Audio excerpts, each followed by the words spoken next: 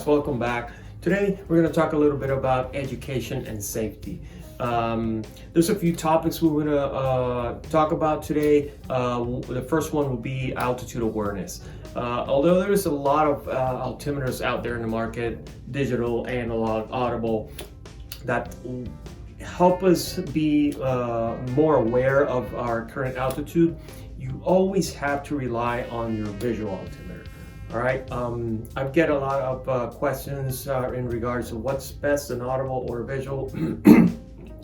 They are all great tools. Your main source of altitude awareness should be your visual altimeter, and it should be an altimeter made for skydiving. I've talked about watches with altimeter functions in the past, and we have a few videos of those. These are great tools, but unfortunately for skydiving, I wouldn't recommend it because they don't calibrate as fast as a skydiving altimeter would, mostly because of the sensor, the pressure sensor in the unit. So they could be off 300-400 feet up or down, and that will cause numerous issues in free fall or on the canopy. So make sure that your altimeter is for skydiving, either a digital or an analog. If you have an audible altimeter, this is an extra piece of awareness. It's an extra tool that you have inside your helmet. If you're not checking your altimeter as often, every 5 to 10 seconds, as you would normally do, remember, if you have an audible altimeter, just always check your main source of altitude awareness, which is your hand-mounted altimeter or your visual altimeter.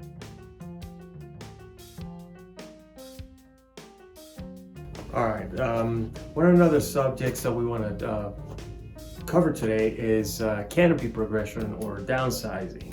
I often see, and I see this as a trend that comes up every time, and we get a lot of questions about this, is what canopy should I be flying? I have this, I weigh this much, or I'm about this height. There's a lot of factors, and we don't have an exact answer for this, but canopy progression should be taken seriously. I see a trend of people trying to downsize to improve performance and not working on improving their skills or their skill level on the whatever canopy they're currently flying, regardless of size. There's a lot of factors that come into play when downsizing. One is first the type of canopy you're flying, the shape of the canopy, the size, of course, the wing loading. Just keep in mind, every time you downsize a size, regardless of its canopy type, every time you go a size down, your canopy reactions are going to be a little bit more quicker. They're going to be faster. It's going to be a little bit more violent. The openings are going to be different. So if you can't, there's no easy way to say this, but if you can't land or you can't fly your current canopy in whatever conditions you're presented with, you have no business on downsizing. And what I would recommend is, based on your current canopy skills, get with your safety and training advisor or your instructor, and what would he recommend based on your skills on that specific size and type of canopy to go from or go a size down, or what would he recommend based on your skills to go with.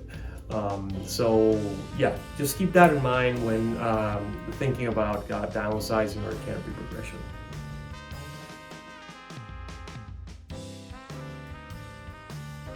So we know it's all super cool to have a video of your jumps, jumping with the camera, or having somebody else video you. Jumping with the camera, if you already have 200 jumps, we get a lot of people that get to 200 jumps or close to 200 jumps, and they just want to buy a camera, which is fine.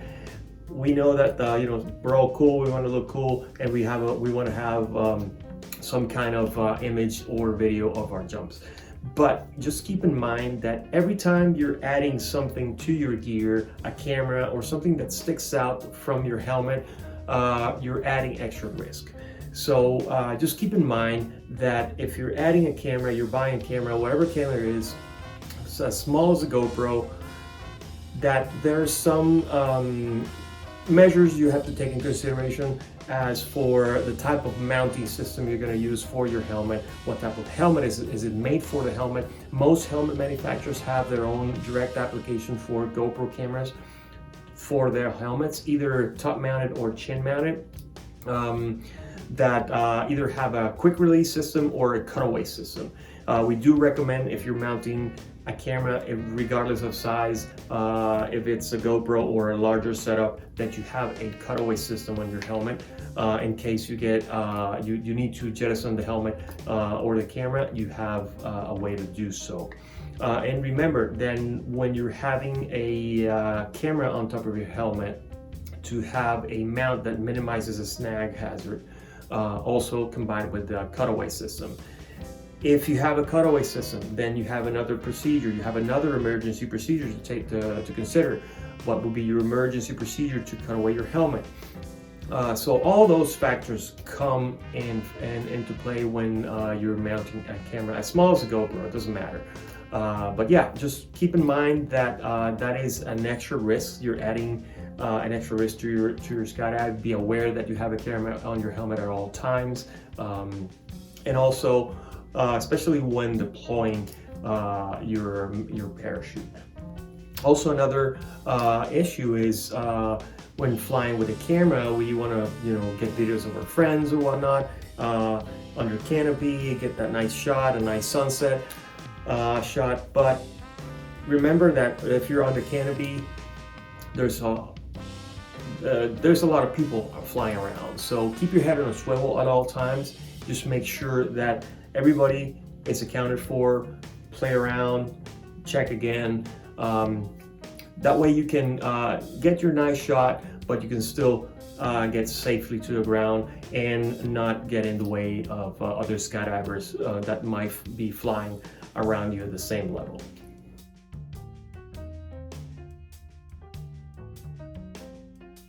All right, if you're jumping with other people, one of the main things you have to remember is, well, first, how many skydivers are in that low with you?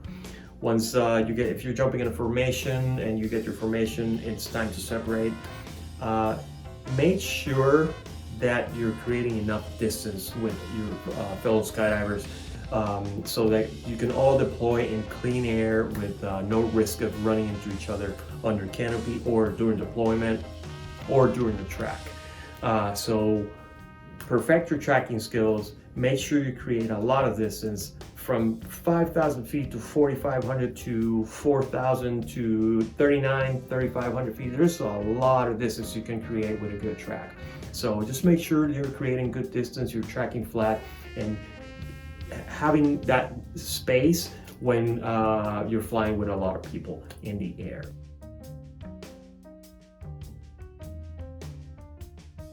Flying a good pattern. Once you're on the canopy and you check that you have a good landable, your canopy is there, it's steerable and it's square, just look around, keep your head on a swivel, make sure everybody is clear from you, you're clear from everybody, that you have locate where you are in respect to the drop zone, your reference points, you're on the ground, and then just fly your pattern. Not just fly the pattern based on your current conditions, just be aware of your traffic pattern. It might vary depending on the winds, every time you jump, even if it's the same place, your flight pattern might vary a little bit. Remember, if there's a lot of people, just flying brakes. I mean, there's nothing wrong with landing last, just flying brakes and stay clear. If you have a lot of students at that load, if you have tandems, remember that lowest jumper in front of you has the right of way.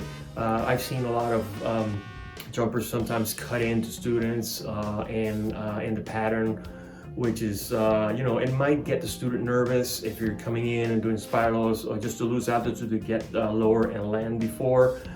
Just flying brakes for a bit. Let everybody in front of you come in at their altitude, because you might see them, they might not see you because you're far behind. So just keep that in mind whenever you're flying a pattern. If you like this video, please hit the like button, subscribe, and hit the bell to get our latest notifications. Thank you for watching, and I'll see you in the next one.